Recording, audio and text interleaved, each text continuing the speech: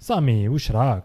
لا بس الحمد لله واش راك خويا يا خو امين يا خو ça fait très plaisir de t'avoir هنايا معنا في SiCult. merci également ça fait longtemps qu'on essaie Ça fait longtemps qu'on essaie de faire ça. وكان ماشي الكوفيد وكان انا دايرينو face to face j'imagine. نعاودو ايه on aura l'occasion. ديجا بالك انت ما على بالكش مي بلو تار موراها فقت باللي انا وياك تلاقينا قبل ما كنا نتعرفوا وشو سبحان الله تلاقينا سمانه قبل الكوفيد قبل ما غلقوا كلش. وي تلاقينا في ليفينمون تاع مابينغ. دونك انا رحت نشوف une amie à moi ياسمين shoot out to her et donc هي elle exposait تماك. je vais faire في l'éditing ندير هكا فوتو تاع مابينغ parce que عندي et donc voilà رحت شفت j'étais vraiment impressionné par l'événement هذاك. عجبوني l'art qui était exposé وثاني عجبتني l'atmosphère تاع la musique, les gens qui étaient invités et puis il y avait une ère de science-fiction في دار كيما دار عبد اللطيف اللي هي جايك شغل une maison traditionnelle قديمه tu vois. Ça faisait ça faisait Dune ou la Star Wars, tu vois. En fait, c'était des ateliers sur la création d'art numérique qu'on avait animé un ami enfin في دار عبد اللطيف. Et oui, Yasmine a fait un super autoportrait d'un état animé. Ou gars, les œuvres lichtées avec le jour ont été produites en même pas 3 jours. En partant de zéro, chef, incluant l'installation et tout. Donc, Anna, j'étais très content vraiment les étudiants, les élèves. Est-ce que tu peux m'expliquer ce que c'est le mapping déjà? Je pense que parce que le titre de l'événement c'était mapping, c'est ça? Je me rappelle plus, mais c'est de la projection architecturale, c'est-à-dire que tu as comme un vidéoprojecteur, tu fais une projection qui met au cinéma, il y a une projection sur un écran rectangulaire ou la carré ou plat. Quand tu fais du mapping, c'est quand tu projettes sur des formes non régulières. Par exemple, tu projettes sur une forme circulaire ou là tu projettes sur un building avec du relief. De toute façon, quand même, les vidéos que tu fais en ligne, là sur une voiture ou là, etc. Une personne. Oui, et tell me about your involvement in that event. Okay, so you want to do it in English, right? It's up to you. I don't. Or are we gonna just jump from French, English, العربية? Actually, I'm thinking of switching the whole podcast to English when possible, because I'm starting to have an international audience. So American audience. Not only American. Some people from Holland. Some people from all over the world. Okay, yeah. We can do it. Let's do it in English so people all over can understand. Yeah. So tell me about your. And I will say some words in Arabic for sure. Of course, yeah. Well, my involvement, like LARC, called me to animate workshops about digital art. So I was like, yeah, let's do this. So I took the flight. I went to Algeria just for this. So I was their teacher. And I was like, well, we're going to talk a bit about visual effects for cinema and video games and stuff. But you cannot learn this in few days. What I can show you if you're a digital artist or artist, what I can show you is that just you can make cool projections pretty quick.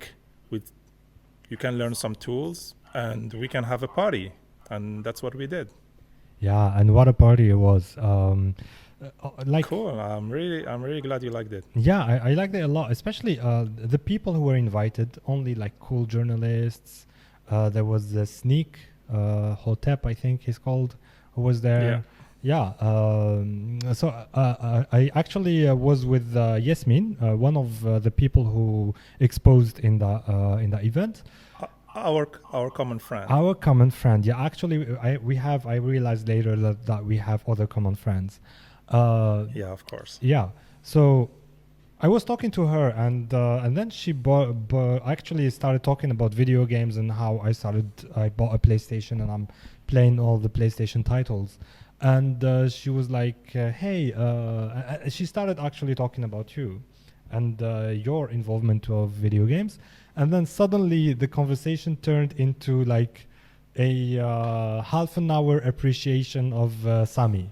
So, like honestly, like No, we had fun. Like we had fun. I have a lot of respect of her work and her. So I'm really glad that she was saying nice things about me. yeah, she wasn't just saying nice things. We were both saying really nice things about you. So we were talking about how generous you are, how much how much you like to share your experiences, your knowledge with other people, especially with Algerians. You have a YouTube channel, right, which is called Yes. Samy64. Is it the only YouTube channel you I have several YouTube channels. Sorry? Okay, so the ones that I'm aware about is the gaming one, Yeah. and then I don't know Yes. if it's I don't know if those two are different YouTube channels, but you also do explanation videos about what you do, about Yes, it's the special same one. effects. Like, I'm gonna get back to that YouTube channel, but before that, I'll answer your first question. About sharing stuff. Myself, I study in INSIAG, Institut Aber Modernise. It sucks big time. So, I wanted when I was younger, I wanted like to have someone that can just like push me and tell me, you know what? You can just do it. Just do this and be organized, and you can do it, and you can live your dreams, and you can have your dream job, and you can do whatever you want.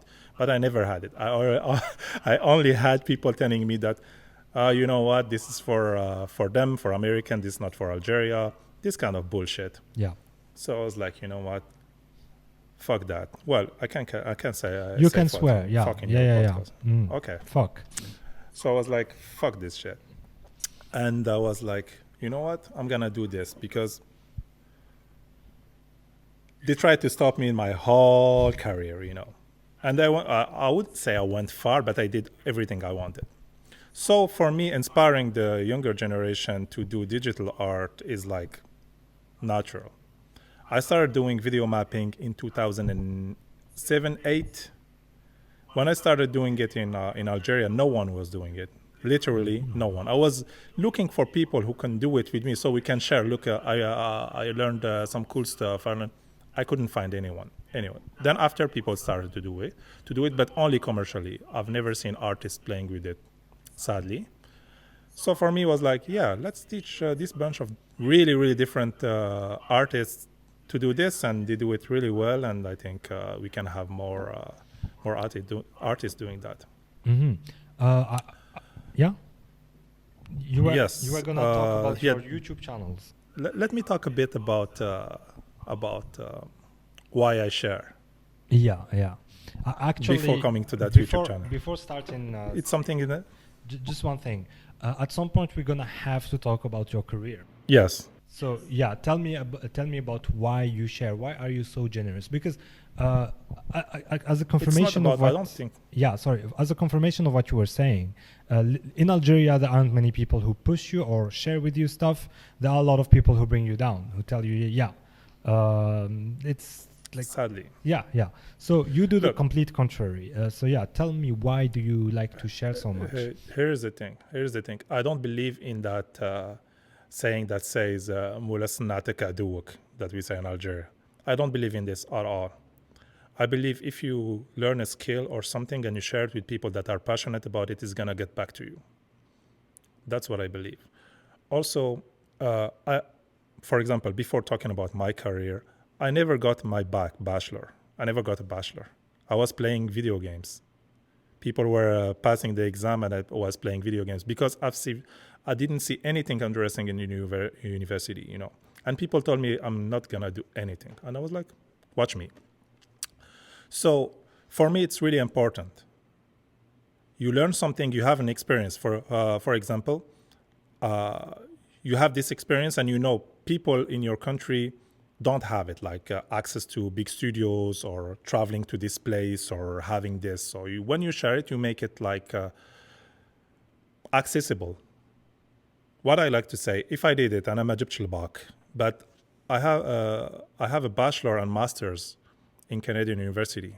After even I I never studied in Algerian university. You know, people they try to ما جبتش الباك. Okay, you have just few options. You don't have any. You can't leave. You know, and every time like I lose a job or they fire me, people are like, oh, you know, ما تجيش تاكل الخبز. No more bread for you. So that's why I want to tell people, you know, you can do whatever you want, but you just need to focus. It's not easy or simple. Okay, you need to focus and you need to be organized. Okay, go ahead. Or we're gonna just talk about 2 hours about this. I don't mind. I had the fact that people, let's say in graphic design. That's why I'm looking at you, graphic designers of Algeria. I hate you because you suck big time. Why? They learn some stupid shit in Photoshop, and they will never try to teach it to anyone because they think they have an edge ahead of people. And all my life there, I've seen this. I know something in 3D. I'm not going to touch anyone because it's going to be the way I make money with it. So I had this. I think this is really toxic and doesn't bring any like... how can I say, industry up or people up. For example, let's say here, Ubisoft and Square Enix and Warner Brothers are really big competitors. You know, we're talking millions of dollars. Every month they have those meetings about the creators. They meet and they talk about the new technology. They talk about, not about the project because there is secrecy, but they share, you know, and they bring this industry up. And now the city is number 1 in the world for video games. So people like in the FX industry, in the 3D, they share a lot, you know. I learned with people, they're like, okay, you want this? I'm going to share you how I did this. And this is a mistake that we in Algeria sadly don't follow, you know. We don't do this. We're like, I know this, I'm not going to teach anyone. I'm the only one who can do this. I think this is really stupid and a waste of time and energy and knowledge. When you learn some skills, you need to teach them. It's like martial arts, anything. That's how I see things. Yeah, it's something that is engraved in our culture. Like ملي كنت صغير وهم يقولوا لي, like my family used to tell me ما تحكيش لأصحابك. Like it starts there. And then and then it's culture. ما تحكيش لأصحابك, ما توريش, like if you travel, don't say that you travel ولا راك تزوخ, but you're not zoch. You're just showing. For example, when I went to Japan the first time, I was like just trying to show people this is how people are living in Japan, you know. The world is large, you need to get out and just go and see it, explore it. And the result of that, I had a friend that went and lived in Korea. Other people went other places, and they told me we got inspired about this because we didn't thought that it's possible. Yeah, sadly. Myself included, actually, there were a lot of things that I learned quite late in my life. Although there were a lot of people around me who already knew those things. Like, for example, when I had just got into photography, I went to my photography friends and I asked them, like, hey, what kind of camera do I need? Could you teach me like some basic things about photography? And actually none of them did, sadly. I learned everything on YouTube. So like, yeah, it's pretty... that's what I'm talking about. Yeah. It's pretty that's what I'm talking about. Yeah, it's pretty sad. So thank God for YouTube, I guess. And and for people, for all these Indian people in YouTube helping us stuff every day. Yeah. And thank you for thanks to people like you who are breaking the habit. They are sharing things and they're doing things like they're like coming here to Algeria to teach young people like a new form of art. I think that's the coolest thing ever. So you know what? It's not like teaching them. They already know how to make art. I just want to inspire them to you can do it digitally and you can do it better this way, and how you can be more productive. Doing art, they were great at doing it. They're better than me, all of them. But they didn't have that vision or organization or organization how to produce, you know. Yeah, I see. Could you tell me more about your career? How did you start? Like, at some point you were playing video game while people were يجوزوا في الباك, and then you told people like, fuck you, I'm gonna make it anyway. So tell me the story. I never heard the story actually from you. A lot of people ask for this story, so I'm gonna try to summarize And it. by the way, I just want to say something. As an Algerian who was raised like thinking that كي ما تجيبش الباك you're an absolute loser, I was very surprised that انت ما جبتش الباك. Like I was very very surprised. I thought ماشي جبته. I thought that's why I say that's I thought that's جبته exactly why I 19 say ولا. it every time. That's why I say it every time to everybody. I want to kill that myth, you know. Yeah, it's a myth. Yeah. It's not because ما جبتش الباك that you're not smart. It's not because you're 2 meters tall that you're not smart. It's not because ألف حاجة, you know.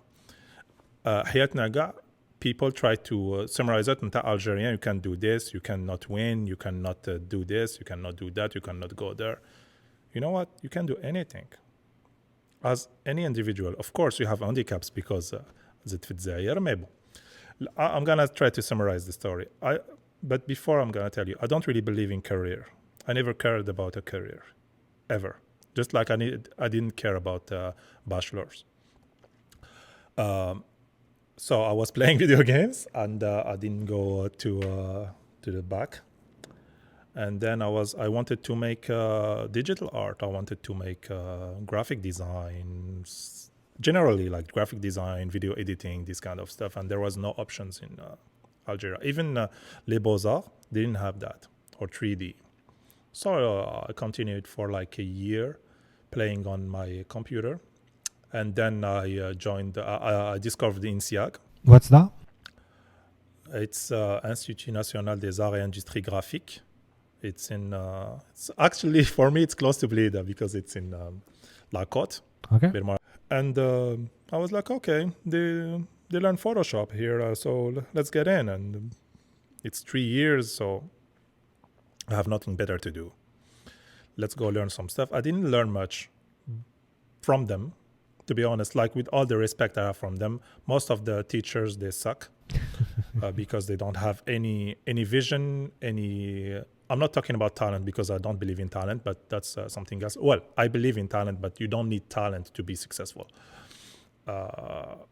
So what happened, like I went there for years. I learned a lot by myself and other students, but not from the teachers. Some teachers were fine, but at least I had a vision of what I want to do, like graphic design. And after that, I didn't want to work for a company. I worked for like 1 or 2 companies for like really short period, but they had no vision. They didn't like the cool stuff, you know. They were not inspired by the cool stuff that I liked. But my friends were really, really cool and so inspired by graphic designers from like New York, from Japan, from Germany, etc. So we were like just, especially my friend Samir and Nazih, they were like really, really into it. And they're still really into it, and they're at the top of their game now. So yeah. And then after that, one day, one friend of mine called me, was like, yeah, you know what? Can you just come and help me? I'm working for this company that does sound installations for concerts and lighting in Bab Zouar. I was like, in Bab Zouar? Okay, it's cool. University of Bab Zouar, young people, cool girls, let's go. And they pay me. So I went there, and it was cool. It was really cool. We did a show there. It was like a metal band, if I remember. Was it Jugulator? No, it wasn't Jugulator. Okay, because they know you.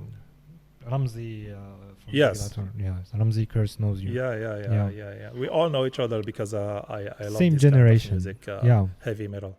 Yeah, heavy metal and stuff, and they know me and I know them.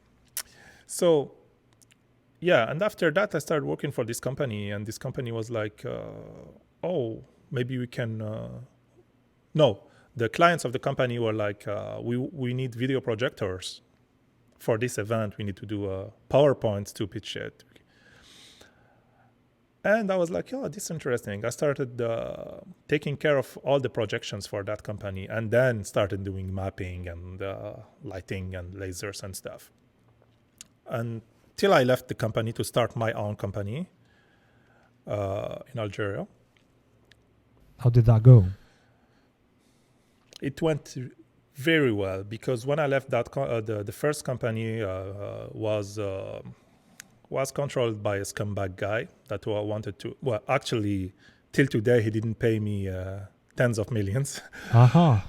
Dinar, yes. Yes, Yeah. you should I've call never seen for the money, and I will never see the money. Yeah, I you know, should but I call don't for your care. money now. Like, this is the best opportunity. Like, SiCult No, has I the don't care. power to. I don't care. But I have a great life. I don't wanna waste my energy with these kind of people. So yeah, and so I left. When I left that company, because I had a good position, taking care of video projections, I was relatively well paid for my age and for Algeria. I was really well paid. And people told me, "مش تاكل خبز." They told me literally, "You will never find something like this, and you will never eat bread again." I was like, "Okay." So me and my brother, who was working also for a company, we left, and we started our company, and we took his biggest client within 6 months. And we did a big show, but also that client was controlled. The one guy was cool, the other guys were not cool. Little hint, it's a big car seller in Algeria. Didn't want to pay me either. But they paid, but really late, because the girl wanted money, but that's another story. So I was like, you know what? Company is working well. I have a lot of work. Everything is fine, but I'm not happy. I need to leave this. My dream was to go to Japan. So I took my stuff. I went to Tokyo. And when I arrived to Japan, I was like, oh my God, this is crazy. Wait, I was cannot it- stay and live in Algeria. Wait, was Sorry? it just a trip? Like, were you visiting Japan, or did Yeah, you it plan- was a trip. It was like Yeah. a month. Okay. A month and a week, something like that. Okay. Because it was my dream, you know, as everyone who was raised with Nintendo and Dragon Ball. Yes. Yeah, it was my dream. That's another thing people were telling me, you will never go to Japan. Imagine you're a kid, you're like 18 and people were like, you know what? You're just dreaming. What's your projects in life? People were like, تكون عندي 406. And I was like, no, نروح للجابون. And I remember this person telling me, Sammy, you know what? You're just dreaming. You know, that's not how life goes, you know. Yeah. And I was like, you know what? I will go. And I went anyway. And once there, it was so different from Bilkor. Ooh. Even if I had a lot of information about Japan, I was a geek and I'm a still and a nerd and an otaku, whatever you want. How different? I have a But- question. How different is it from the Yakuza games? Like, for example. It's really similar. It's actually really similar. Okay. The Yakuza games are amazing because it's very similar. But the Yakuza games are like more in like 80s, 90s. But in the 2000s, it was 2009 and went. It was really similar, and it was just outstanding for me. It was just mind blowing, and I was like, I don't want to stay in Algeria, even if everything went well for me. Everything was going really well.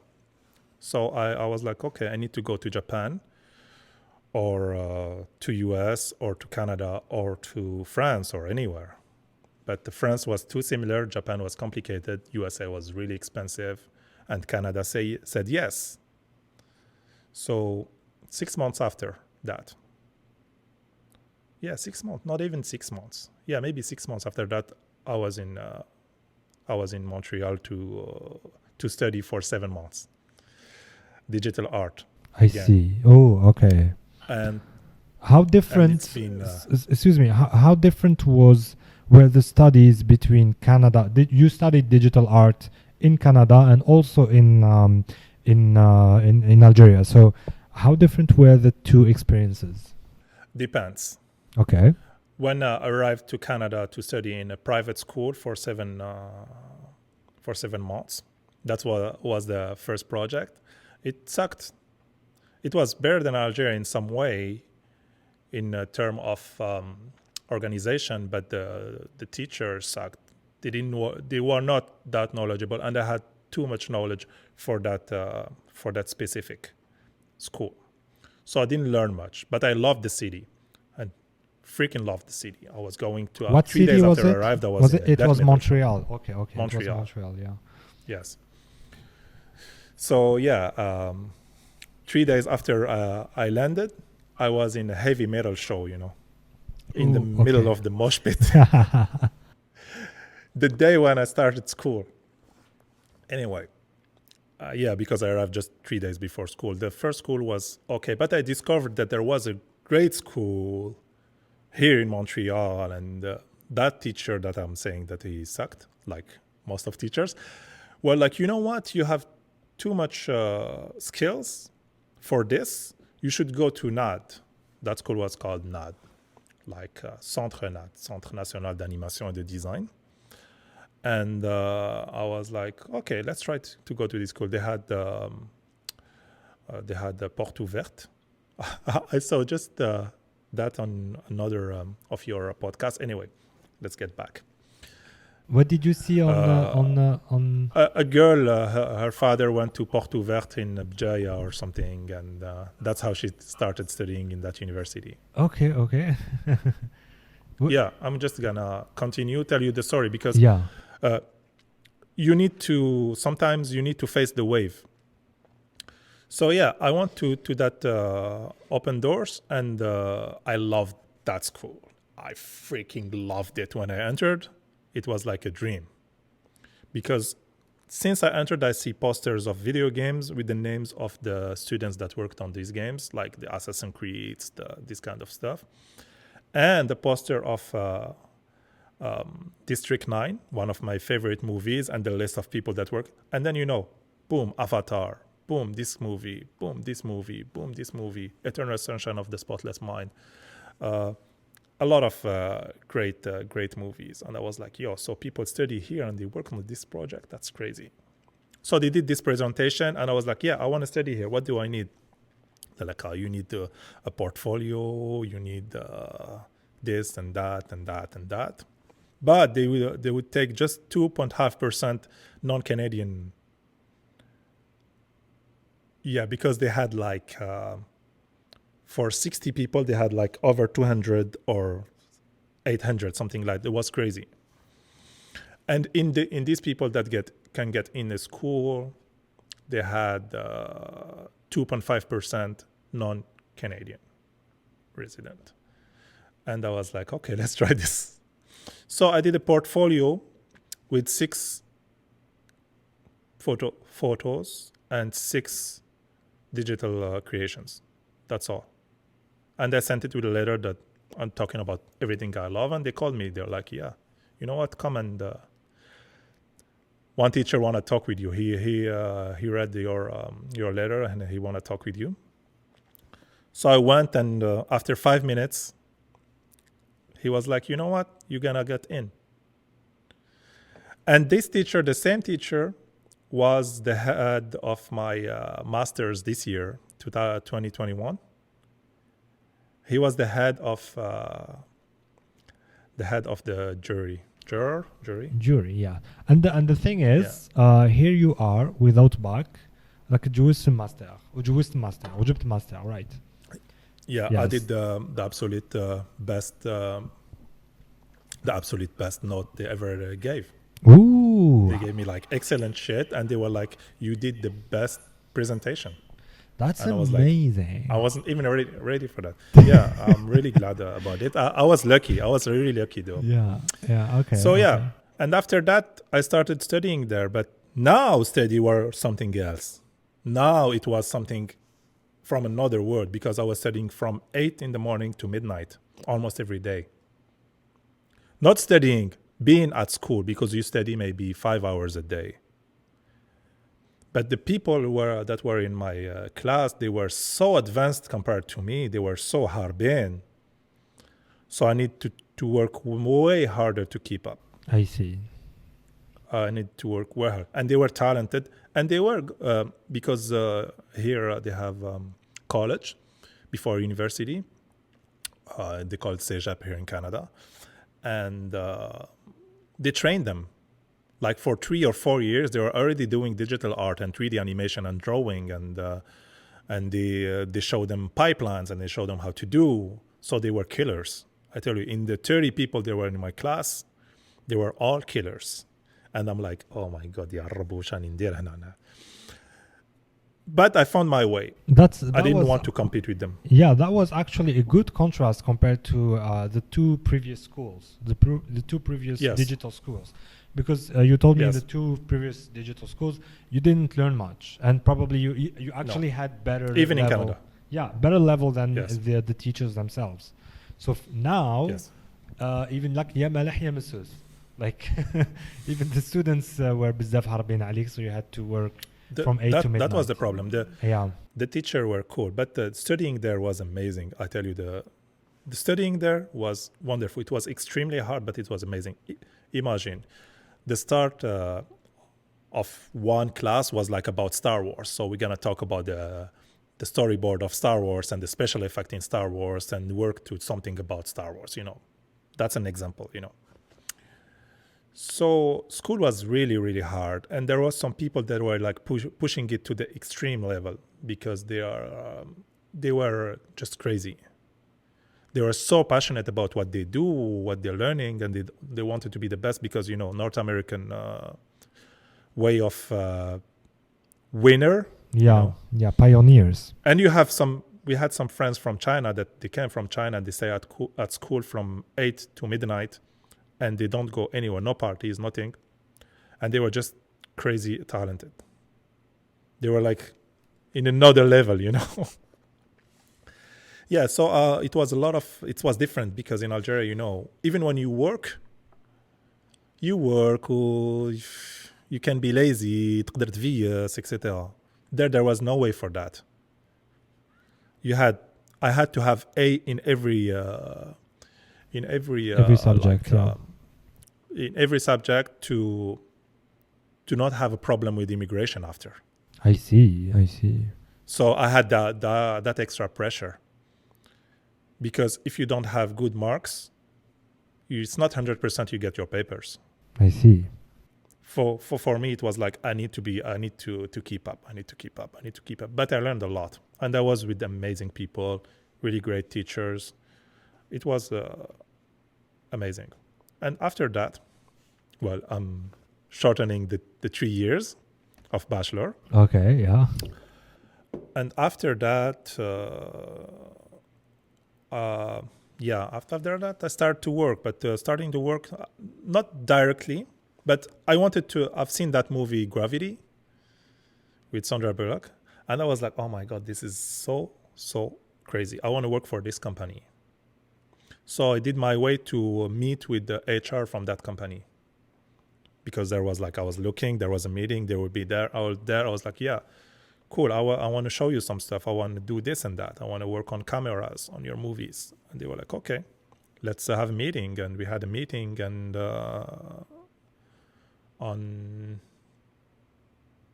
maybe Wednesday, and on Friday he called me. He's like, you have the job, do you take it? I was like, fuck yeah. He was like, the pay is X amount. That was really low. I was like, I don't care. I just want to work there. Yeah, that's how I got out in the oh, I forgot a whole part. Oh my God. You forgot the chunk of your life. Yeah, I forgot a chunk of my life because when I finished school, it was bad timing for me. It was bad timing. I couldn't start working right away because I finished in May. I had to get back to Algeria because I had stuff to do. It was the wedding of my sister and etc. And after 3 years burning, I wanted to breathe a little bit. And a lot of people from school, they went right away to California to work in Hollywood. So I did too. You went to California? I went to California. You didn't go to Algeria? I went to California. No, I went to Algeria too, but I went to Algeria for 3 weeks. Then from Algeria, I came back here and I went to California. I see. But the problem in California was that the industry was in crisis. That movie, what the name of movie with the tiger? Life of Pi, yeah. Which I loved, by the way. Mm-hmm. Yeah, but the studio that did that year, that did the VFX closed. Yeah, so it was a flop. It was not a good situation. Yeah, the movie was not a flop. He got an Academy Award. Yeah, but I mean, they didn't sell tickets. No, the tickets were fine, but the contract that the big production studio and the VFX studio was something. Anyway, when I went there, it was complicated for me to get a work permit to work there. But I've seen it. I was like, this is cool maybe for the future. But Canada was more easy for me to get papers and start to work. I wanted to talk about this part. Mm-hmm. And when I got the first time in that studio, I didn't know how to use the software. Yeah. Because I learned different software at school. I see. Yeah. Okay. So you sit in a computer, it's Linux, special version of Linux. So it's not your normal Linux. And then it's another interface. Ooh, So the okay. interface was different. I didn't know what to do. I was like, oh my God. But some people helped me to start, kickstart me, and then I see. Yeah. it was on Tarzan movie. Yeah, Tarzan movie. Okay.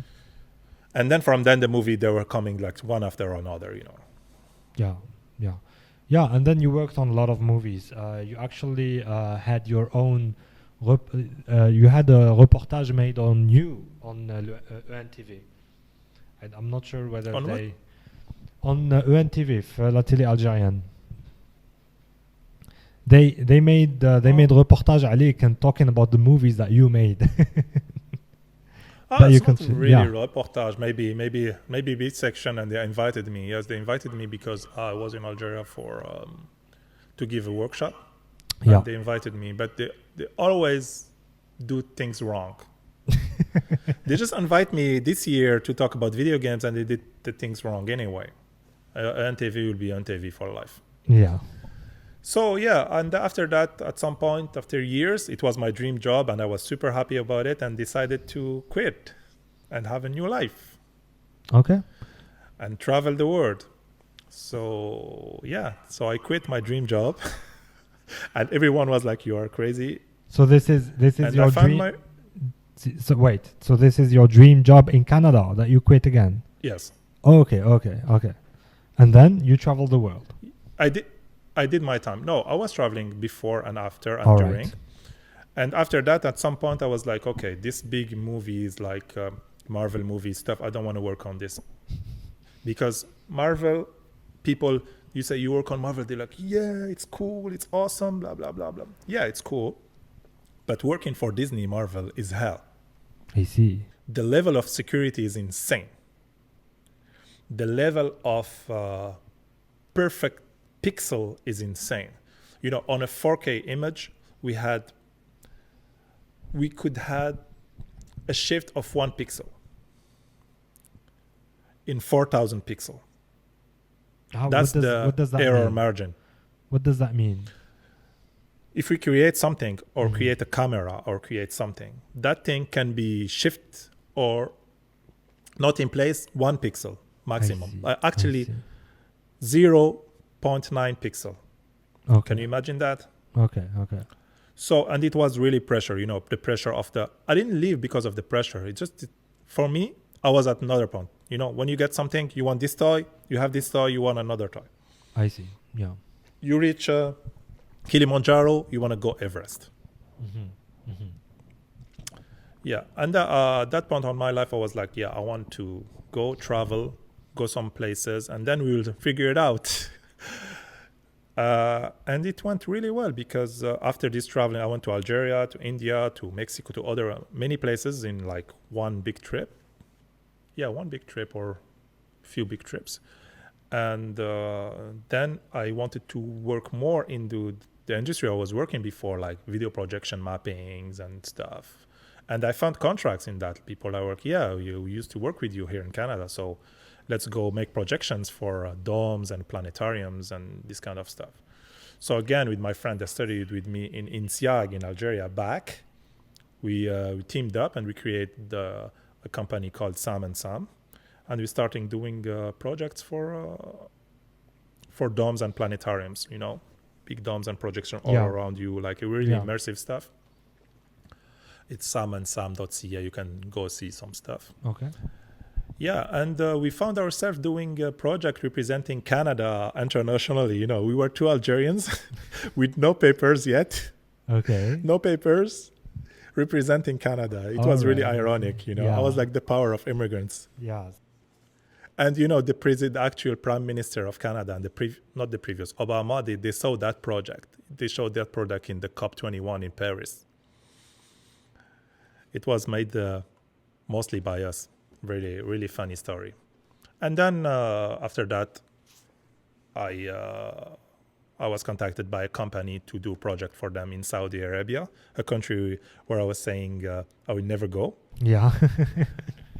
And I was like, I need that kind of money. Let's go. Yeah. And I Arab loved money. it. I loved Saudi Arabia. Yeah.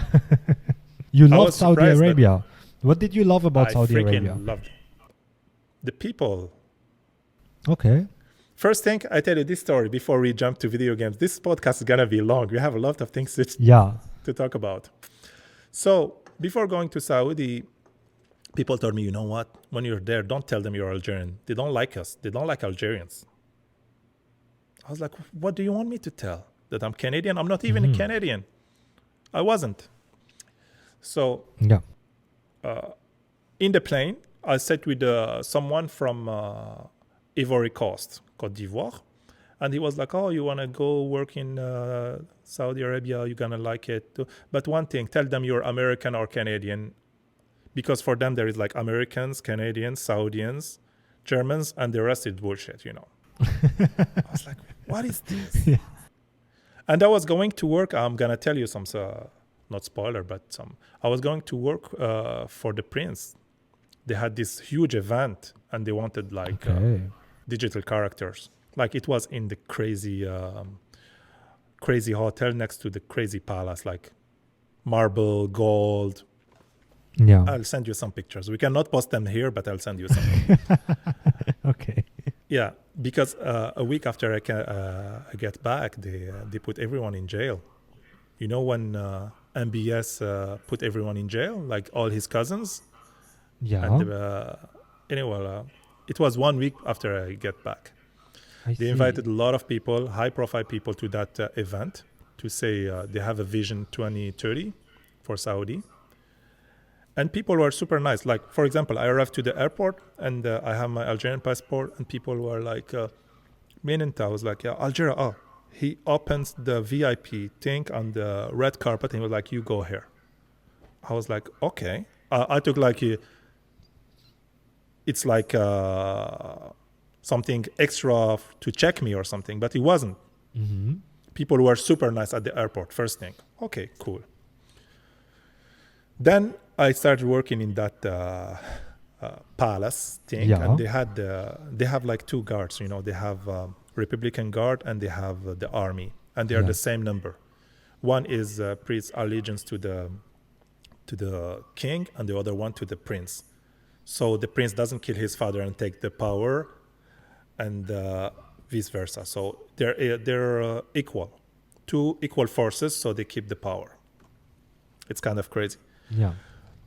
I was with a group of maybe 100 technicians and technologists and people to install all that. It was for a new city they're building in Neom to compete with Dubai.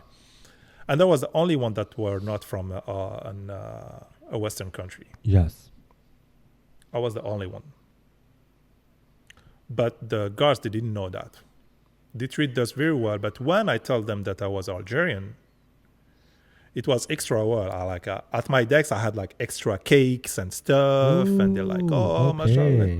The guards that are like hiding in the walls. They have invisible walls. Crazy stories I have to tell. Okay. in that palace, they have like marble walls, and in the walls, we were about to put a screen with a digital character. They were, you cannot put it here. Why? There is a room, and that room is full of soldiers. Ooh, okay. If something happened, they go out of the walls. It's crazy. I see. I'm not sure I should talk about this. Oh, that's amazing. So. Yeah, actually, but they were really, really nice too. Yeah, in my studio, I also have like an army. So if anything goes bad, people would go. I can imagine. That's crazy. Yeah. Okay. Yeah. But they were super nice. They were extremely nice to me when they know that I'm Algerian. Also, when I was there, in my hotel, at some point, I met people from Saudi Arabia that had nothing to do with the event. Okay. And these people, they were like, yeah, we're from Jeddah. If you want to come to Jeddah, let us know. Ooh. So I did my event. When my event was over at 6 in the afternoon, and I had to fly back to Montreal around 4 or 5 a.m. in the morning. But I had the bright idea to go to Jeddah and Mecca, since I was there at 6, fly for 2 hours, go there, and come back at 1. So I bought it. I bought a ticket. So I bought a ticket at 6 p.m. going from Riyadh to Jeddah, and Jeddah to Riyadh 1:30 a.m., which was crazy, you know. Yeah. First thing, the flight was delayed. Okay. Second thing, the airport of Jeddah is so huge, it's insane. Mm-hmm. So it took us 1 hour to get off the freaking bus from the plane. I see. So I found myself I met my friends, my new friends that I met that lives in Jeddah. They come and pick me up from the airport, and they were like, look, man, it's already 11. There's no way you can make it. But let's go home. My father want to see you. Okay. I was like, yeah, because I'm a yes man. No, a lot of time when I travel, people, they propose something to me and I always go. You always you never if they say have no. good energy. Yeah. No, I don't say no. If there is a cool opportunity. Yeah. So I met his father. He's a really cool guy. Really, we call him Ustad. He was a teacher and he was smart, and he wanted to share some culture, and they were really generous, you know. The Arabs in general are super generous and welcoming. And he was like, you know what? If you cancel your flight back to Riyadh and to Montreal, I'm going to take you on a road trip. Ooh, okay. And I was like, a road trip to go where? He was like, we can go to Madain Saleh. It's like a place that was closed till 2 years ago. Closed to visitors. I see. Okay. What was in that place? It's really beautiful. Sorry? What was in that place? Why was it closed? There was like a really old archaeological site, and they think it's a forsaken land. It's what? It's a forsaken land. It's damned. Okay. شغل مسكونة عفسة هكذايا، دونك الناس ديجا كانوا يخافوا يروحوا لها. And ماشي باسكو مسكونة، باسكو شغل you're gonna look it up in Google. It's a beautiful place. شغل جاي شغل Petra. Mm-hmm. You know, you have like I'm trying to find pictures here. And I was like, yeah, but that place is closed because my other friends from Riyadh told me no one can go there. Okay, I can take you there.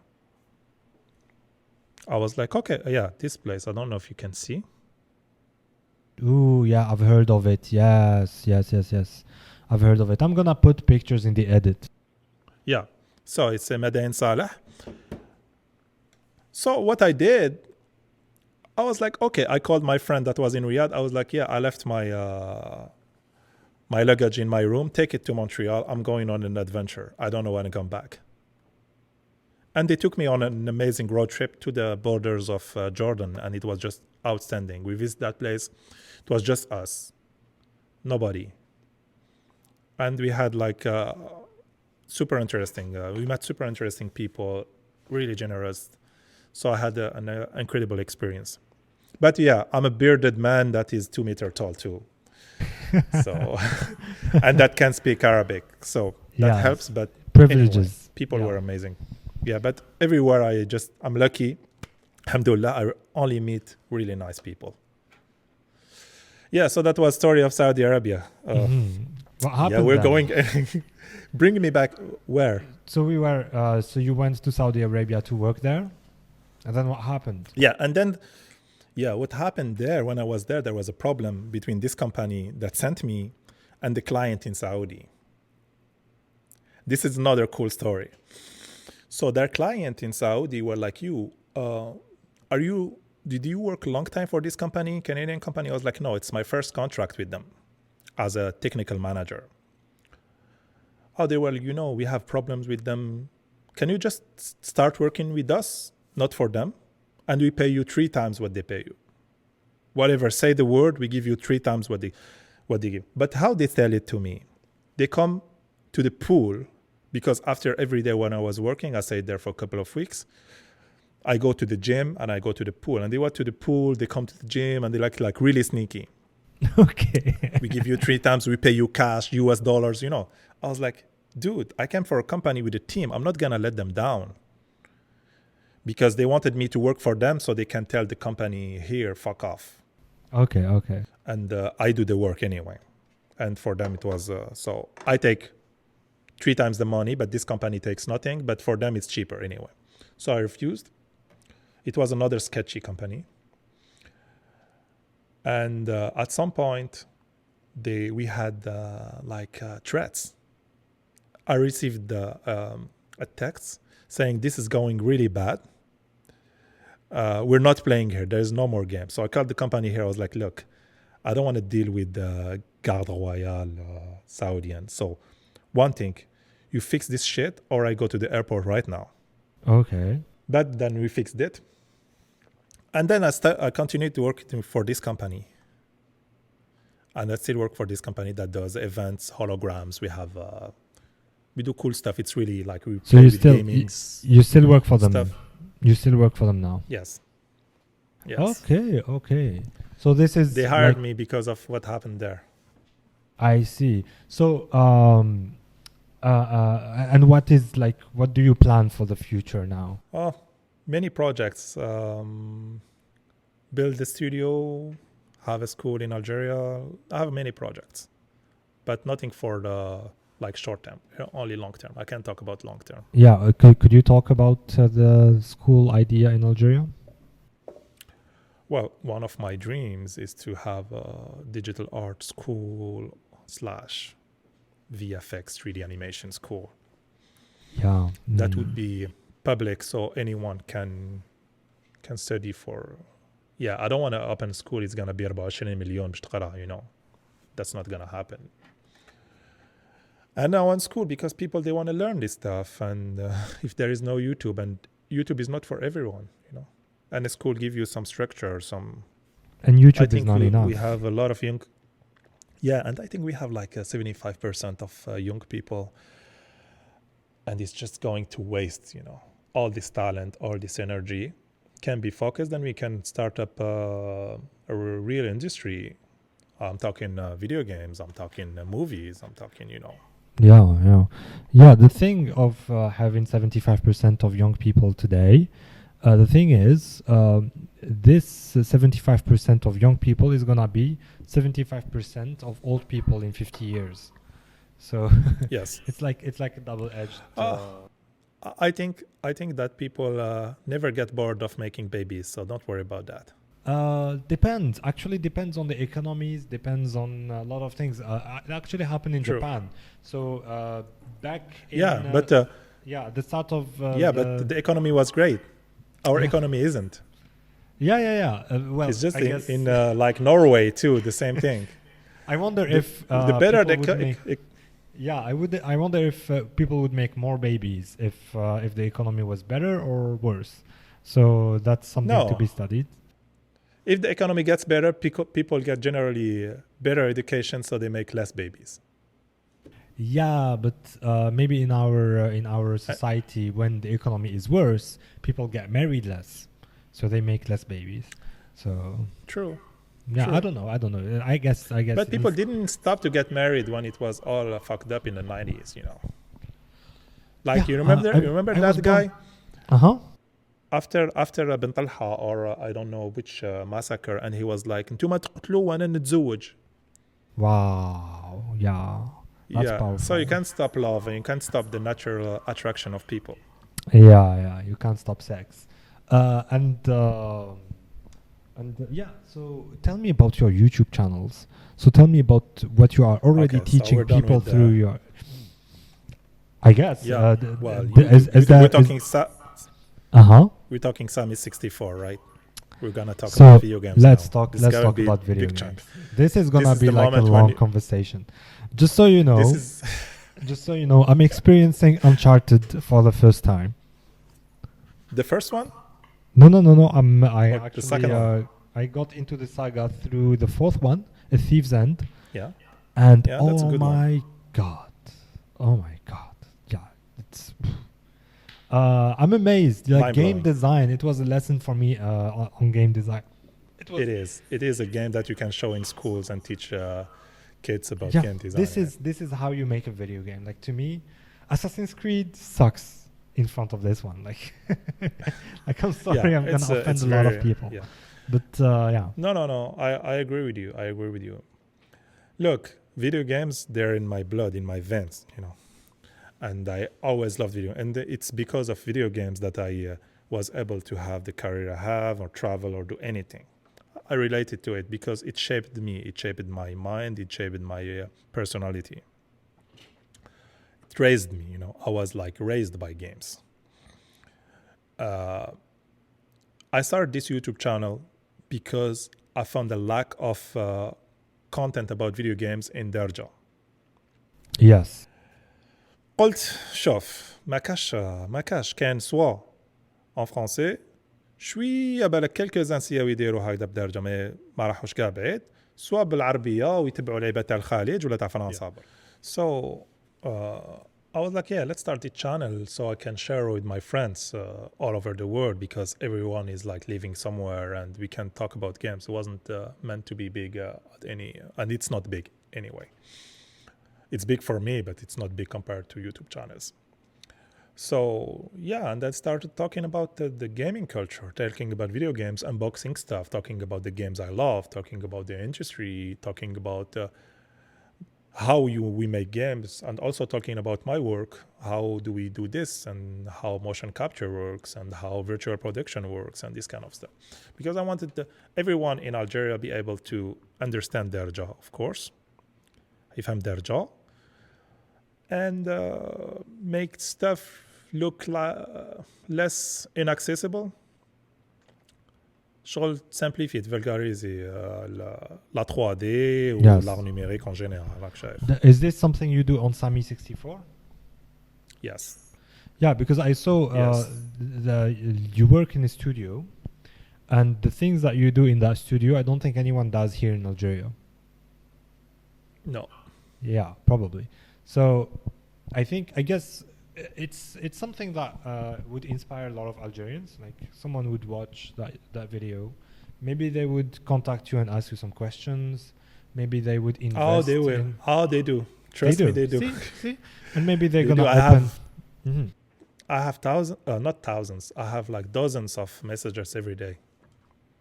That's why I say it's big for me, because now it's going to a point when it's overwhelming because people ask me a lot of things, and it can go from a software. Do you hear me? To I'm just gonna continue and send you the editing. To people ask me, Binti want an Xbox. What should I do? You know. You were saying that a lot of people ask you questions about what you do, about the studio, about the like. How to start? Mostly the question, like I'm interested about this field. How to start? Or the second question is like, I know how to start. I started, and now I know I want to go to the next level. How can I go to US or to Europe or to big school or studio? How can I make it? You know. And I'm like, it's super simple. I tell it in my workshops when I was in Algeria. It's super simple. If you want to make it here, it's very simple. Just name your stuff well. You don't need talent. You need to be consistent. You need to be serious, and you need to name your stuff well. Nomenclature. There is no sans nom, no name, new file. If you do this, you're fired.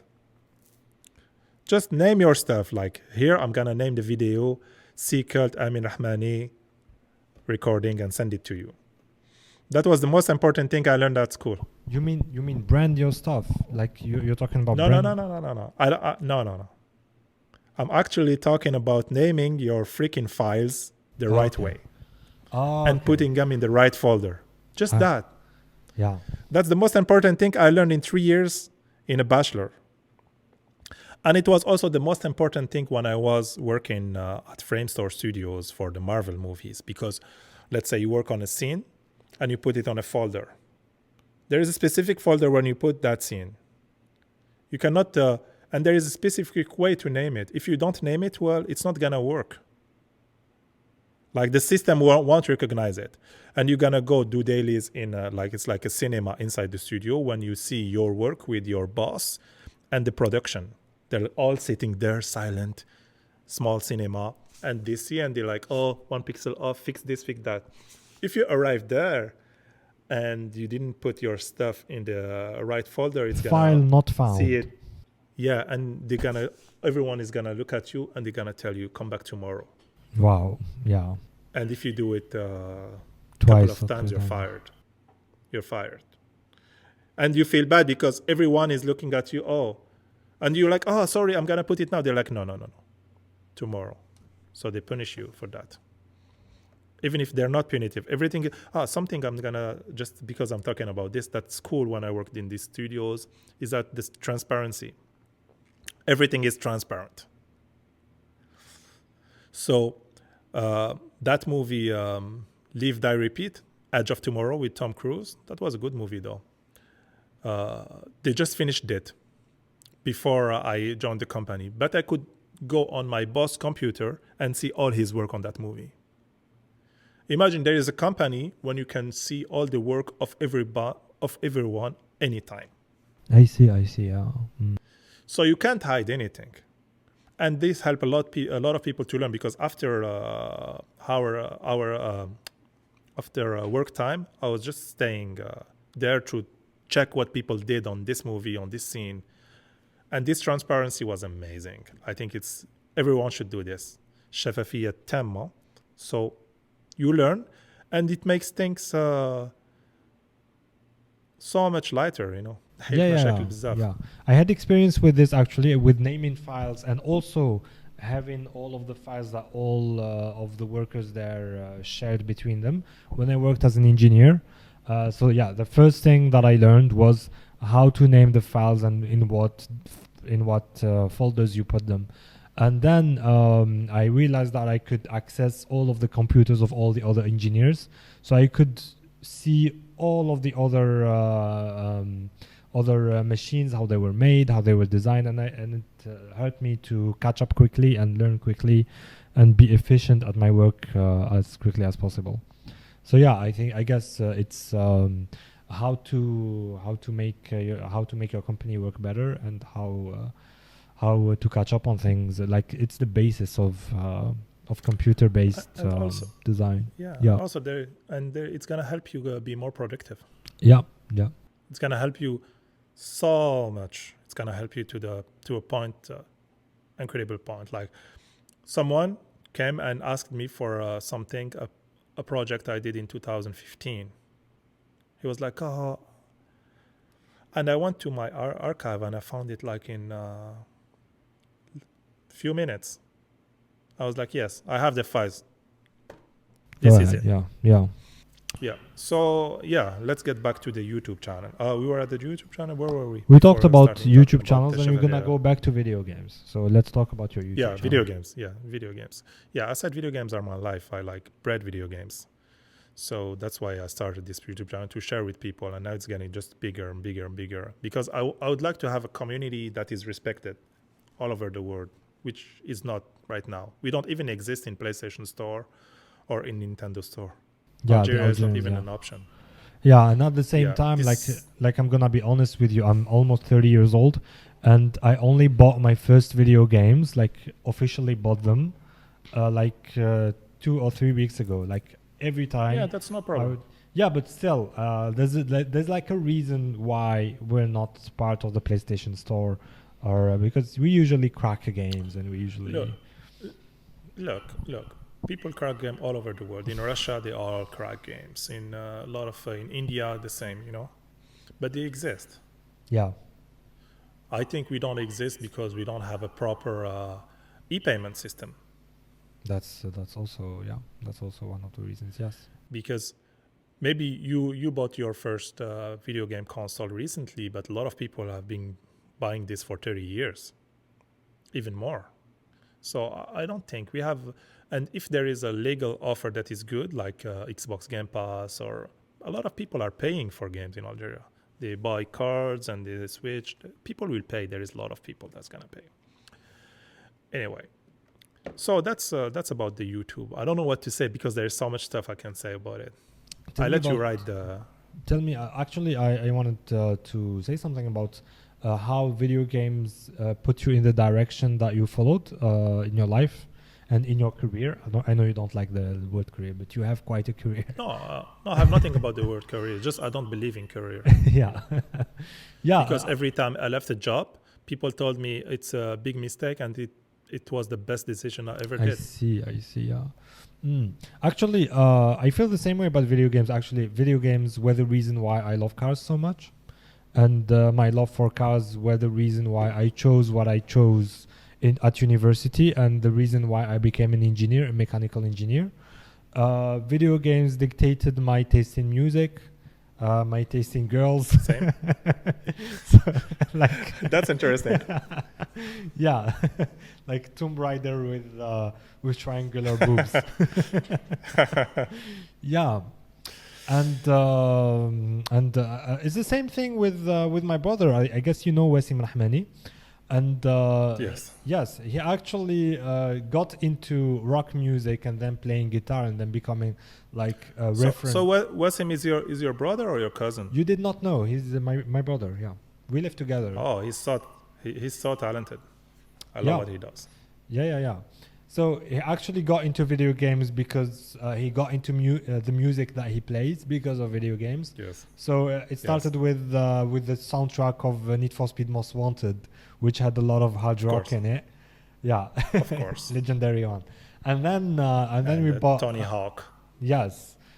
We bought Guitar Hero, which was our introduction to Slash, to like Santana, to all of these super talented musicians. Classics. Yes. Yeah, yes. yeah. And then after Guitar Hero, he decided to buy a guitar and to play guitar. So that's awesome. Guitar Hero took him to the guitar. That's incredible.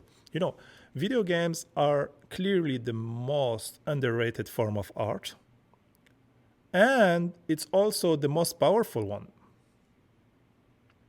People respect cinema, they respect literature, they respect, I don't know, all the other arts.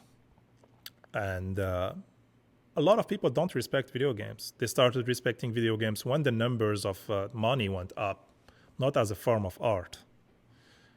But there is a lot of games that are like really art-oriented, you know. Also, we're having this conversation now. I'm speaking in English because of games. Absolutely. Yes.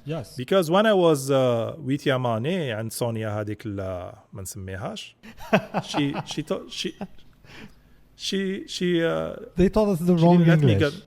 حاوزتني ما خلتنيش نقرا لونجلي. ويت ياماني ما قريتش. الناس كنا نبداو ويت ياماني نقراو لونجلي. كنت دائما محاوس في البروف في الاخر دونجلي. But I loved English, you know. I loved English, and I was not allowed to reach to study, and that I had always good marks even with that. And she probably couldn't speak English herself, so I don't know. It was like a conflict, and she thought that I was like a problematic student, but I wasn't, you know. You were just 2 meters tall. That was your problem. maybe this, or I don't know. So video games taught me that. And also it's interesting that you talk about the love of cars, because a lot of cars, I discovered them, if it was not in turbo, it was in video games, especially the GDM cars, like Japanese cars, video games like Gran Turismo or Automodelista. I was like, oh my God, I love these. And I learned a lot of stuff in games. Yeah. History. Yeah. I'm sure you have a Dodge Challenger. I'm sure you bought it after you fell in love with it in a video game. I'm absolutely sure. Like that's a part of it. A part of it. Yes. Yeah. So tell me about your latest experiences in video games. Like, what are the video games that you played recently that Yeah. Impacted you? The last game that I played that I'm still playing is called Returnal. Eternal. Returnal. Returnal. Yeah, Returnal on. Yeah, Okay, Returnal. okay.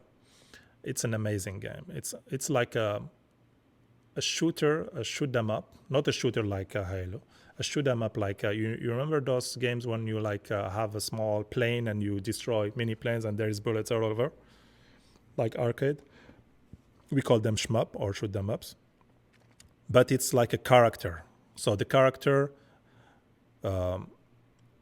fall into a planet. It's like a cosmonaut. She's into a planet and she's in the planet, and this planet is super hostile. So she's trying to move, but every time you die, and the game is extremely hard. It's very hard. Every time you die, you start up at the beginning again.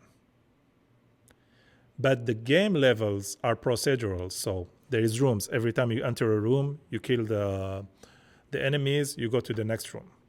But it's never the same room. So you cannot plan to meet this enemy in this room, or meet this enemy, or do this in this room after this room, because it's always a random room. It's procedural. But it's just outstanding. The game is... Yeah, there's a lot of ideas of gameplay. The sound design is amazing. Everything is cool about this game. It's my game of the year, actually. Oh, okay. I am going to try it out. Actually, I want to talk about some games and your impression of them. Let's start with Red Dead Redemption 2. I was like, oh my god! I hope he's not gonna talk about Red Dead Redemption 2. Yeah, let's talk about Red Dead Redemption. Is it like the best video game? It's overrated. You think it is? Oh, okay. Yeah. This is interesting. Yeah, I got a lot of hate because of this. I got a lot of hate. You get cancelled, Sahbi. Yeah, some people try to cancel me because I've said this, but hear me out. Mm-hmm. Okay, I'm gonna hear you. The game is great. The game is outstanding on so many levels. I'm not gonna argue with that. But there is no ideas. I'm not talking about script. I'm talking about game ideas, game design. I'm talking about gameplay. It's just, for me, it's the first Red Dead with a fresh paint. Yeah, the world is bigger. Yes, the trees are nicer. Yes, the gunshots. But it's the same mechanic. It's the same game. It's the same things. It's the same thing. You go to the bar and you shoot the people. It's the same thing that we had in the first one. So for me, it's a great game. It's an excellent game. But it's not an outstanding game, or there is no revolution in the gameplay and there is no ideas. That's why I got a bit like, you know what? It's big. Yeah, they're cool. The characters are badass. Yeah, everything is fine, but there is no magic. There is nothing that left me speechless after the game. There's some game that you play, when you finish these games, you're like, that was a hell of a ride, you know? And there is games that are not story-driven. There is games like Tetris. There is games like Super Mario. There is games like Pac-Man. But they have something magical that makes them above all others, you know? And Red Dead 2 doesn't have it. I think that Red Dead 2 is the must-play. I recently did a video about best games on PlayStation 4, and I'm doing one on Xbox. And he's there, and his story deserved. But for me, it's overrated. I think you missed Persona 5, by the way. You should have mentioned it. You know, I have it. I should play it, but are you a fan of anime? Yeah, you are. I guess. Yeah, so... Of course, I'm having a Gojira t-shirt, what can I say? Yes. I just, I know exactly what you mean about Red Dead Redemption 2, now that I played Uncharted 4. Like, after playing Uncharted 4, after having that lesson in game design and gameplay, I'm like, ooh, okay, if Red Dead Redemption 2 was like this, in terms of gameplay, maybe it would have been like the game of all time or something like that. Okay, another another thing. How can unpopular opinion? Okay, I know what you're gonna say. I knew what you're gonna say. Yeah. Go ahead. And the question that I was gonna follow was about the unpopular game. So is Death Stranding not just Yakuza Express simulator? Of course it is. Yeah. Of course it is. So It is a FedEx Yakuza Express simulator. It is. Yeah. So why did you mention it as one of the best games of Okay, PlayStation 4? I'm gonna get back to it. But when we try to simplify stories, it's easy. Okay. Most of nicest stories is like a boy meet a girl. Yeah. Most of movies, there's a boy meet a girl, and then there is a story around it. It's how you tell it. It's how you tell the story. Let's say Shawshank Redemption, Les Évadés, the movie. You've seen that movie. It's an outstanding movie. Or The Usual Suspect. Shawshank, a guy goes to prison and he makes friends. And then he flee from the prison. But it's how it's told. The Usual Suspect is like a bunch of gangsters get together and they do crimes, you know. But it's how you tell it. And there is hundreds of movies like that. But no one touched the quality of these movies. Coming back to Death Stranding, there is no game like that, first thing. How the gameplay is done and all the ideas, I was talking about the ideas when I talked. There was so many fresh ideas. Even the multiplayer was not competition. You could play with others just to help them. And that was really interesting for me. And the hard part of walking from point A to point B and was a part where you can contemplate again in video games, because we lost contemplation in video games because they just put them a lot of pixels. And take your time and think about stuff and enjoy the music and think about the story. And even the gunshots, they were not there just to be there. There was ideas behind it, you know. I think there is a lot of genius that you can feel it. I totally understand that you can dislike it. I really understand it really quick. Even for me, the 21st hours, they were not that great. But now I think that it's one of the best games I've ever played. I've put mostly 90 hours in the game. 90 hours is a lot. Wow. I don't have this kind of time, to be honest. Honestly, I'm really busy. My life is like full for like the 2 upcoming years, but I found the time for this game. Yeah, this is actually a question that I wanted to ask you, which is how do you find the time to play video game and do all the things that you like to do while having the job that you have or having the family life, etc. Like usually all of my friends that got a job, got married, sold their computers, sold their PlayStation. So passion. Yeah. It's just about passion. Mm-hmm. If you're passionate about something and you're organized, you can do it. You can achieve it. For me, it's all about time management. Yeah. I play games late at night. Sometimes I wake up early at 5 or 6 to play video games. You know, see. Sometimes I used to wake up at 5, go to the gym for 1 hour, come back, play games, then go to work.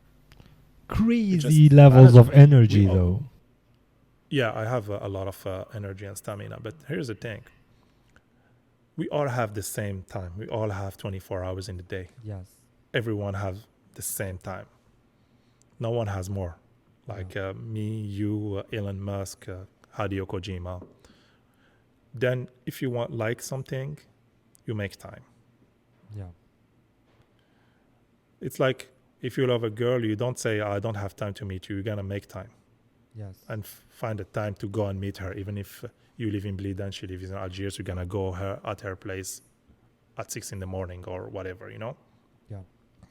So it's passion. And my problem is like I'm passionate about many stuff, so I try to manage. But I sacrifice for this. For example, I don't watch TV shows. Yes. If a TV show is more than 8 episodes, drop it in the trash. I will never watch it. I just don't have the time. I don't spend my time with stuff that are not really interesting for me, you know. And I also multitask. Yeah. So I can game while I'm listening to a podcast. Okay. Actually, I wanted to. I guess this is the last subject we're gonna bring up for this. I guess I'm gonna call it Okay. part one of a podcast with Samy. And the last subject I wanted to bring up was cars. And as we're doing, as we're doing this podcast, we're both passionate about cars. We had long texting conversations about cars. We send each other car meme stuff and car photos, etc. So recently, you've been to the amazing car museum in New York, which we're gonna talk about in a bit. But meanwhile, here I am. This is like today was the first time ever of me driving a BMW, of me driving. Tell me about it. Yeah, of me driving a rear-wheel drive car, of me driving a straight six powerful engine. So you're done now. You're yeah, gone. I'm done. You're Yeah, I'm fucked, man. You're fucked. Yeah, Fucked, man. Yeah. You know why they call it the ultimate driving machine now? You know, I was not into BMWs at all. It's my friend. It's my friend that was with me in INSEAD first, and then worked with him, Sam. He was crazy about BMW since forever, and he got me into that. I was more into American muscle, big cars, big guy in a big car, like a Camaro or a Challenger or even a Mustang. And now I love all the cars. I want to show you something. I need to talk about this. Like I have a book. Ooh, nice. This is a gift I just had. Okay. And it Is talks this about all the BMWs that ever existed? All of them. Okay. This is super cool. It's in French. It's thick. And English. Yeah, it's super nice thick. Photos. Ooh, M8. Yeah. Ooh. Yeah, so tell me a bit about your experience. Then we get back to talk about cars. I'm actually really considering buying the car.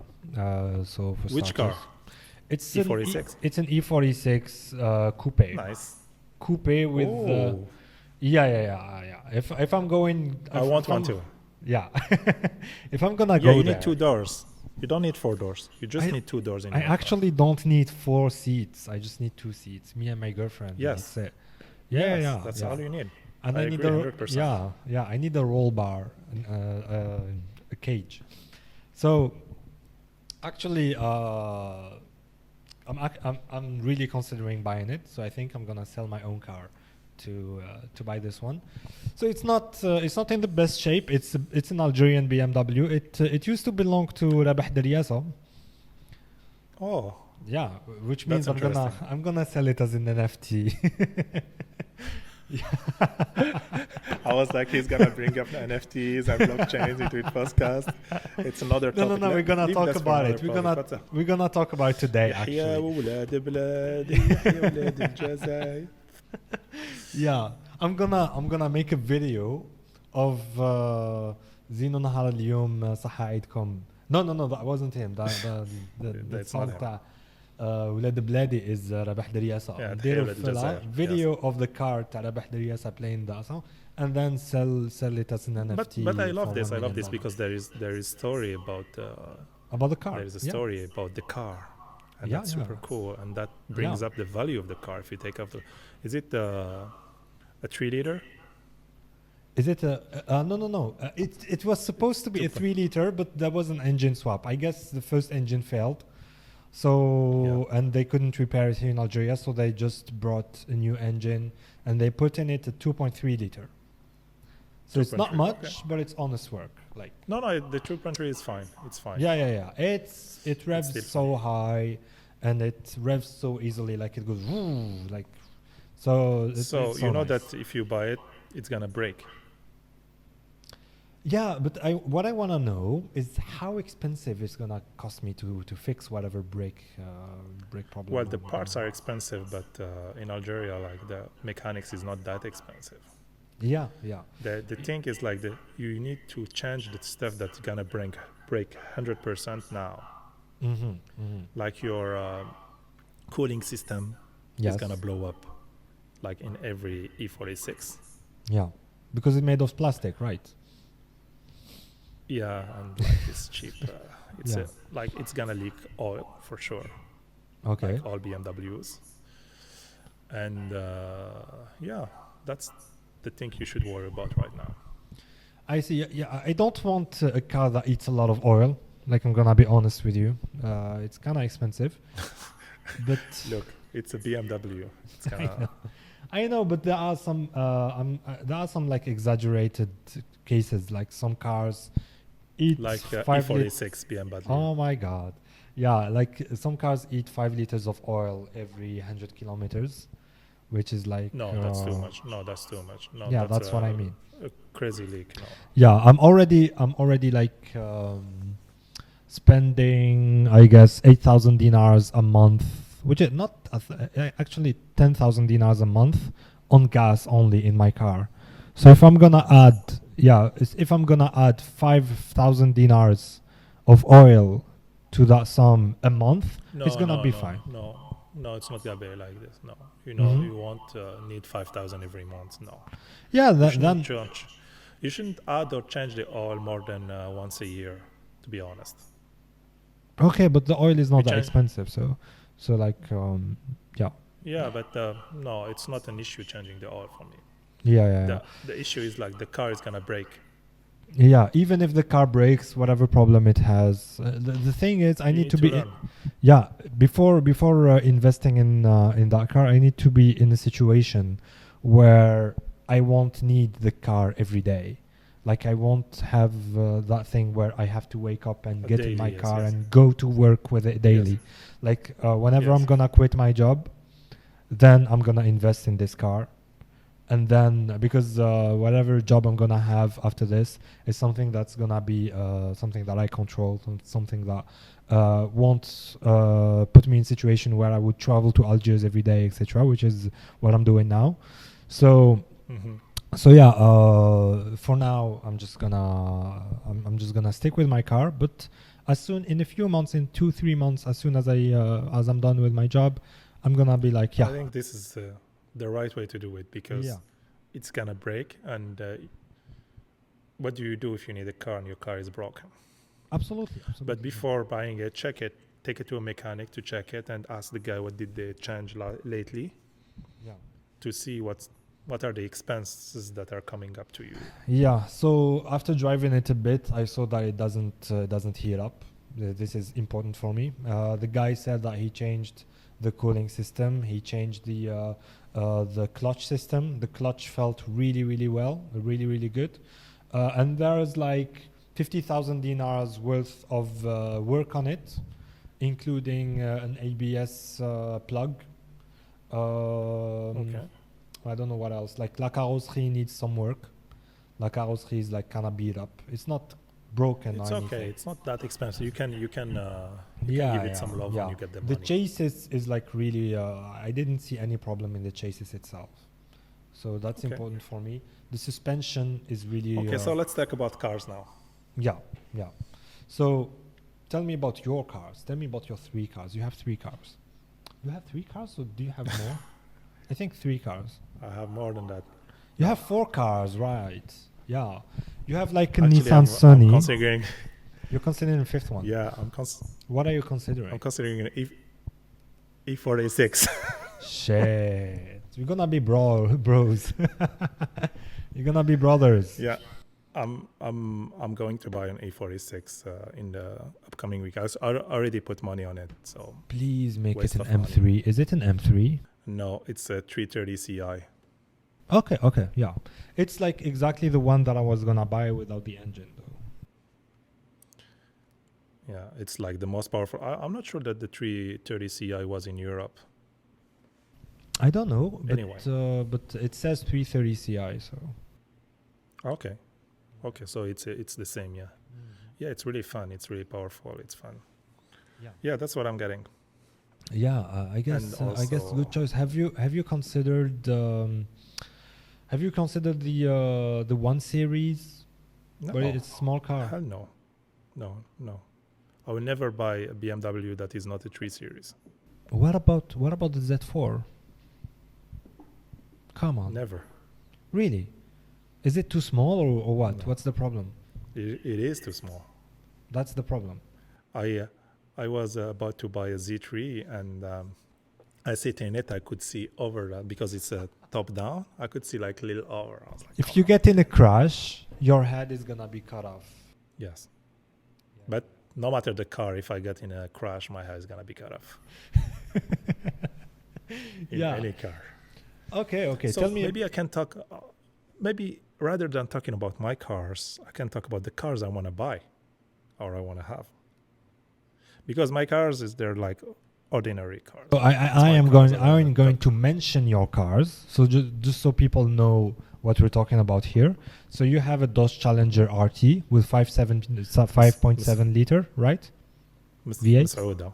مسعودة.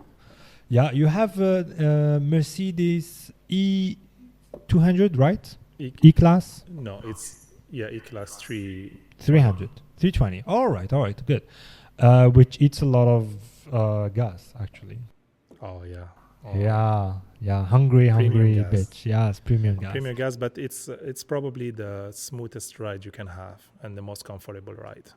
I see. So comfortable. This car is crazy. Yeah, whenever you do a road trip, usually you take it. Lambalga. Depends. Like I switch cars. They are my toys.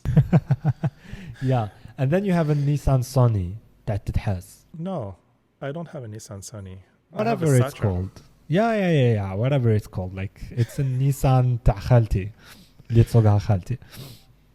It's not a Nissan. Yeah. It's a Toyota. It's what? It's a GM. It's a GM. It's a GM. Okay. It's a Saturn. Okay. It's for the winter, because we have harsh winter. But I have also the E36 BMW 1998. I love that car. Yeah, and when it you looks drive it, sick. it's the best. So good. It looks so good. Yeah. Yeah, but I want to buy Japanese cars. Yeah, More let's American talk about the cars. cars that you want. Actually, I'm surprised that you don't have that any. I like. Mm-hmm. Yeah, I don't have unlimited resources, I know. The but money, the time. I'm surprised you don't have any Japanese car. I'm surprised. I'm actually surprised knowing you. Me too. Yeah. It just didn't happen. It just didn't happen, Okay. So what JDM would you buy? What JDM would you invest in? If I had unlimited money. Okay, let's say unlimited money.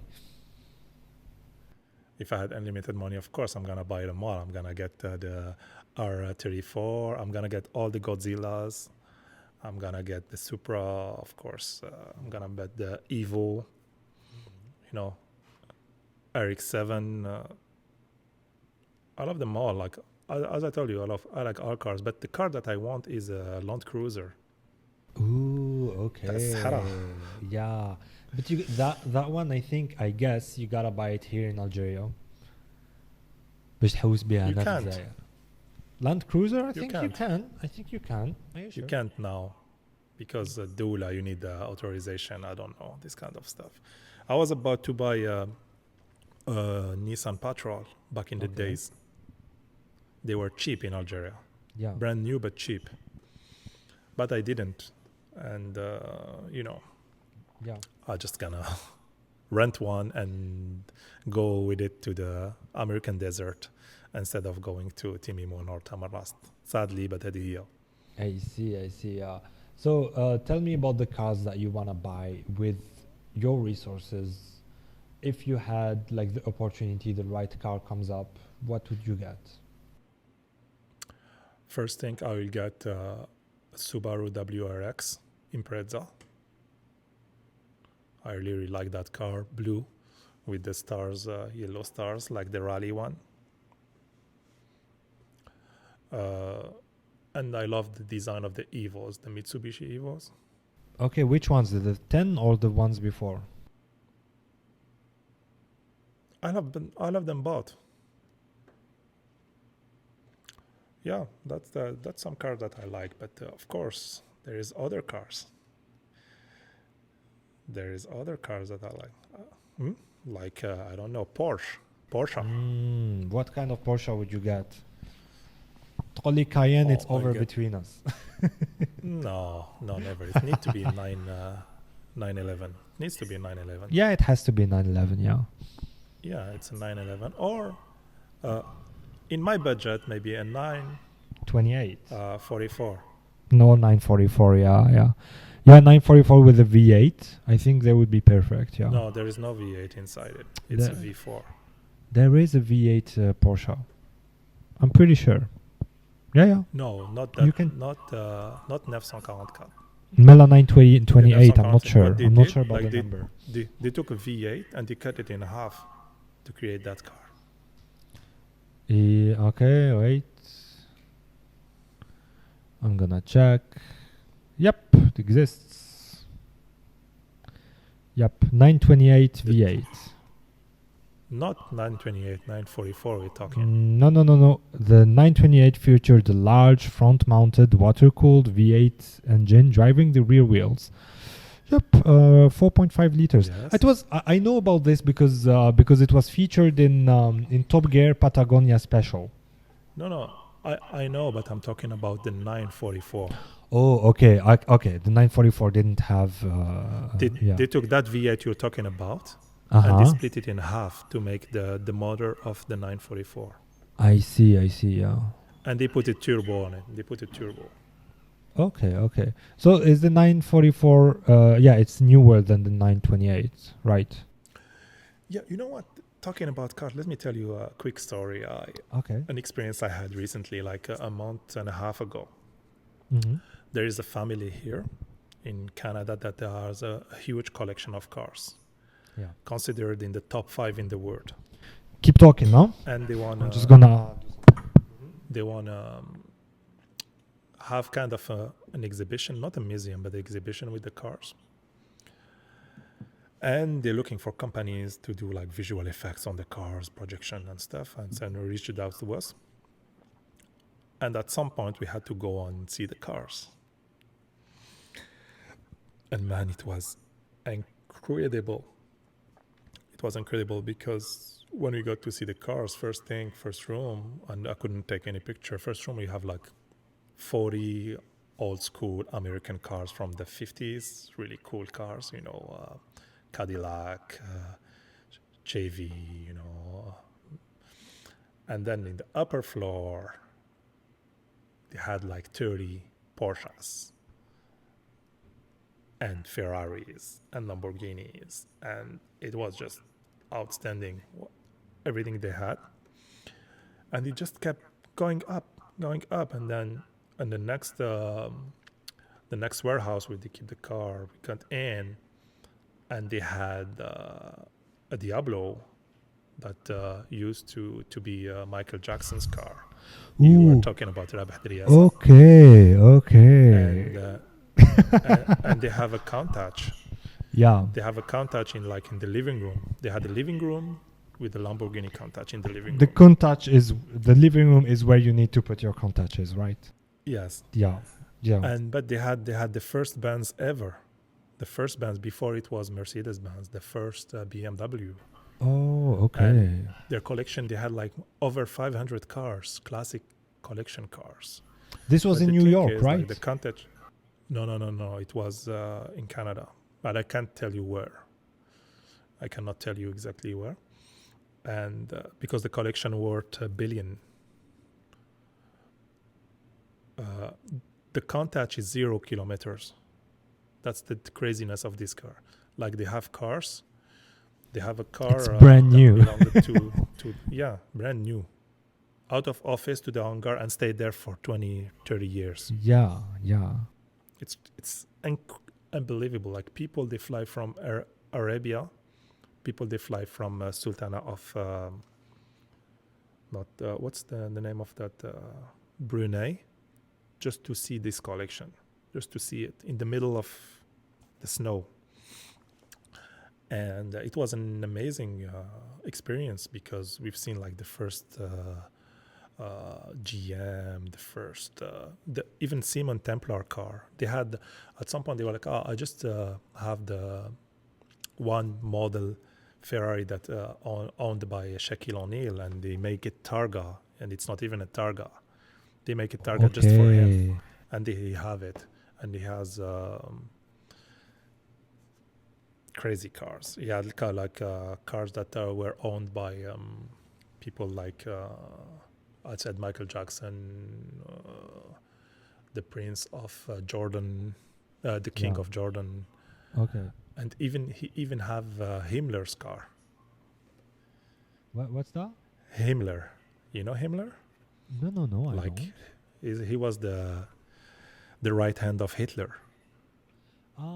Okay. He was the designer of a lot of the Nazism action, you know. So maybe Hitler was used to chill in that car. So it was kind of crazy. He also had a Ford T, brand new. Okay. 0 kilometers that- 40. Yeah, and he have like 4 DeLoreans and just crazy cars and crazy cars and crazy cars and crazy cars. And we spent 4 hours there. And we just saw the third of the collection. At some point, he was like, "Do we have Ferraris? Let's go up." And we went up, and we had like Testarossa, F40. F40s, huh? Heaven. Crazy. Yeah. We don't have much time left. Let's Yeah. go. Let's get into NFTs. Let's finish this with NFTs. Okay, let's finish this with NFTs. Let's not talk about Bored Apes. Okay, what's that? It's a really successful NFT series of apes. It's actually Shuada. And Eminem bought one, right? Right. Yeah. And then there is Beeple. Oh, Beeple is a genius. He deserves all his success he has. He does. Yeah, but then he worked $100 million. Yes. Yes. Well, he worked every day for 15 years without asking for anything. And this thing come and blow up. And I'm really glad that someone like him, a true artist and a true ambassador of digital art that helped a lot of people. Let's not forget that people was giving his scenes and his work for everyone since years for free to use it commercially. No one does that. So I'm really glad that he's been extremely successful with this, and now it's going in all the ways. Yes. So what you was? Yeah, the thing about NFTs, like it looks like something that is completely revolutionary for some people, and for other people it looks like a scam or a bubble that is gonna blow up. What do you think, as a graphic designer, as I an think it's FX engineer? I think it's revolutionary. Okay. That's undeniable. You can now attach an identity or a certificate to a digital creation forever, and no one can replicate that. And the certificate of ownership can last forever virtually, which is amazing. So it adds a lot of value to the work of millions of people. And the second thing, yes, it is a scam too, because a lot of people, if there is money, are gonna try to scam people to get money because they over-evaluate stuff. People work is 25 years plus of hard work and talent. But a lot of people are generating stuff that is abstract and saying, yeah, it's an NFT. If you buy it, you can. People are buying it not for the love of the art, but they are buying it to sell it. Because some people, they bought Beeple stuff for $5 when he started the first weekend, and they sell it for 3,000. The cool thing about this is like every time it's sold, he gets 10%. The artist gets 10%. Okay. So he kept just when he stopped selling stuff, he kept just still making money because people were selling his stuff, and he's just getting that 10%. So, but it's definitely in the future. The sad thing with it, like some people, they remove stuff from YouTube or from stuff and put it as NFT. The other thing that I hate about it is like big video games company like Square Enix and Ubisoft, they want to include NFTs in the games. So you're gonna, let's say you play Red Dead, then you buy that horse, and you only want to have that horse, and so people will want to buy it, the white horse, the only white horse in game, $500,000. So if it helps some, it's not gonna. People think everyone who use Photoshop is gonna get rich tomorrow. It's not gonna happen. People that are making more money are not the artists, are people that know how to sell this and create the hype around it. But I think that people that worked on a lot of character design and stuff, and that have this this technology, they can, let's say museum starts selling NFTs of their art, the art that they have. Let's say they scan the mummy of Tutankhamun, and they're like, you can buy the real scan NFT of Tutankhamun. It's going to be the only one that have it digitally. You cannot have the Tutankhamun in your place, but you can have the NFT. People will buy it for millions. Imagine the Van Gogh stuff, the Picasso stuff.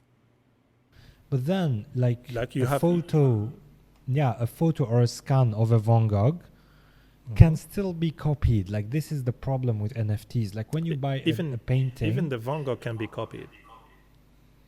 Okay, that's a way to put it. Even the Van Gogh can be copied. But if you have it, it's in your home, and you prove that you scanned this, and you sell, people will want to have the digital version.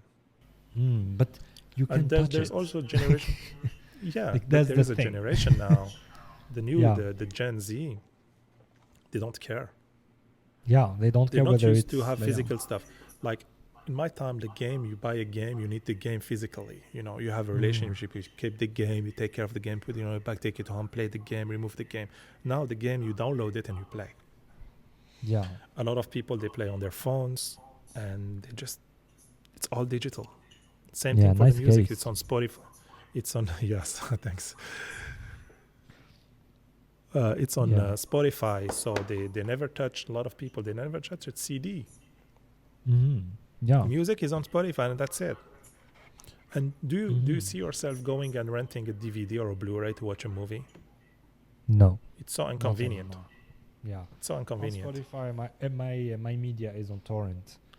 So yeah, but a lot of people, they buy if you had like the good option, and the people, they buy music. They're gonna buy the new Weekend album. They're gonna pay for $1 or $2 per song, and they don't care. They don't need physical album. They don't need this. Yeah, and then there is the thing where the founder of Twitter sold the first tweet for, I think, $1.5 million. Yes. I thought that was ridiculous. Like, the owner of the tweet couldn't even edit the tweet or remove it. Yeah. Like, if you own a Van Gogh, you can destroy it. you could put your mark on it as a statement, like, I put my mark in history. But like, you can't modify, like, you can't do anything to that. So I guess the same way art does, it can become a bit ridiculous.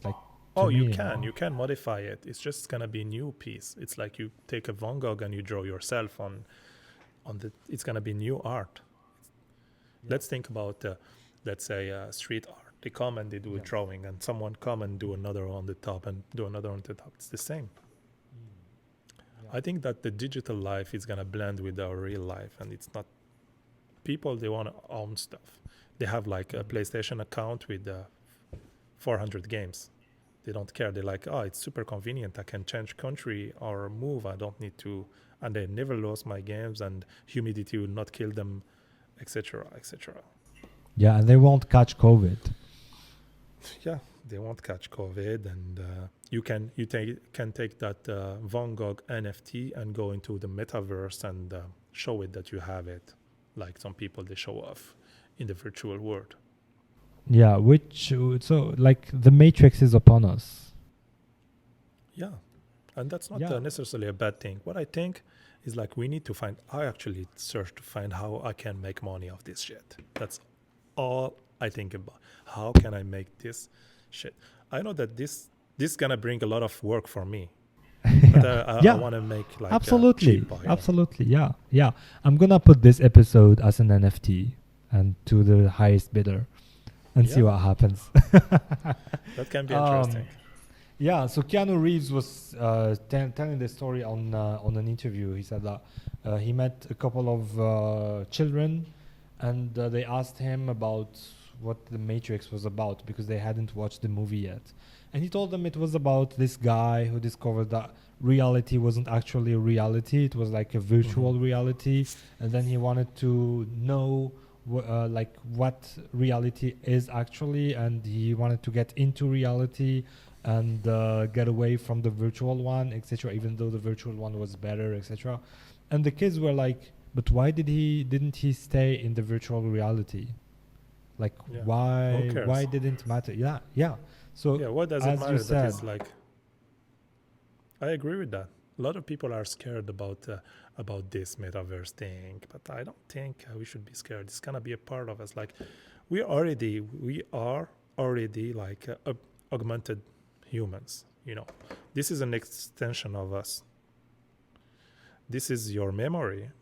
This is your knowledge. This is your way of communicating, and this is how we are having this podcast right now. I think it's just gonna be wonderful. Let's say we couldn't travel, corona shit stuff. We could be like in the studio virtually together, and like in VR, like you're next to me, and then after I go on with my mom, and let's say, you know what, mom, let's go to India for 2 hours. Yeah, I think it's gonna be beautiful. Some people will make weapons of it. Some people will bully other people of it. Some people will make really bad things of it, like they did with the internet. But this is it. A plane is like the most wonderful invention in history, but also bombers, you know? yeah, and it was used in So, 9/11. Yeah, yeah. yeah. I guess, yeah, on that note, we've done 2 hours. Sami, thank you so 2 hours, much that was short. for, Thank yeah, you. I hope it went well. I hope it was interesting, not too this boring. this is to me like one of the most interesting episodes I've done. Your story, Cool. the story of your journey, is so inspiring, like to people like me. And what I was saying with Yasmin while we were talking about you was, yeah, in my 30s, I wanna be like Sami, like Thank you. successful, generous. That's what, you know. Yeah, honestly. You can do it. It's easy. I think you're gonna be way better than me. Oh, That's why I'm thanks. interested Wow. about what you do. The thing is like you can achieve what you want. You know, don't let even if it has an impact on you, don't let your environment or mostly like what people say shape your projects and your visions. You know, I don't care when people say that I'm great, as much as I don't care when they say that I'm not. You know, I just don't listen. If I want to do something or I just do it. Like people that gonna, oh, you can do it. I don't care. And now that I achieved some stuff, people are like, oh yeah, you're the best. Just do it. And I don't care either. You know what I mean? I Just see listen to what your you mean. heart. Like, yeah, you do what you want, and you don't listen to people whether they tell you to do something or not. So Yeah. yeah, I see what you mean. Thank you. I mean, this was amazing. We need to do part 2, 3, 4, and 5 It's gonna happen, and because thank we didn't you. talk about cars much We either didn't for no, video games. not Yeah. enough, not enough. But we will. Even We video will. games, we didn't talk much. Yeah, even and VFX. This is an introduction. This is a good introduction. yes, this is like the first where we laid the ground, and then yeah, and I wanted to thank you too, also for the support of the podcast. Like, you've been supporting the podcast, you've been watching I think episodes, commenting, you've been sharing on your stories. That meant a lot to me. So thank you so much. I just think it's interesting. Oh, thank you. I discovered you because I've seen the episode with Rania Bancroft, and I was like, yeah, this guy is cool. This girl is cool. I should follow this, and the rest is history. Thanks. And it was the beginning of a great friendship, which is happening And now. So yeah, sure. And I just can't believe, just more minute, that there's some people that will watch 2 hours. You know, you guys that are now, I'm looking at you guys that are like 2 hours. Like, you're amazing. I'm like, thank you so much. Like, يعطيكم الصحة, franchement. Like, Yeah, you watch 2 hours us talking. It's amazing. That's what surprised me on my YouTube. Like, there's a guy, he wrote me, was like, you know what? I've seen all your videos on YouTube about video games, and I've seen all your lives, but I cannot see them live because I have an iPhone 6 and live feed doesn't work. So when you're live, I see it, but I wait the live to end, then I watch it. And I was like, على جال لعيبات كيما انت ما نحبس جامي نحبس. Yeah.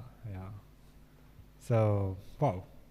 Okay, Samy, thank you Good so night. much for your time and good night. Good night.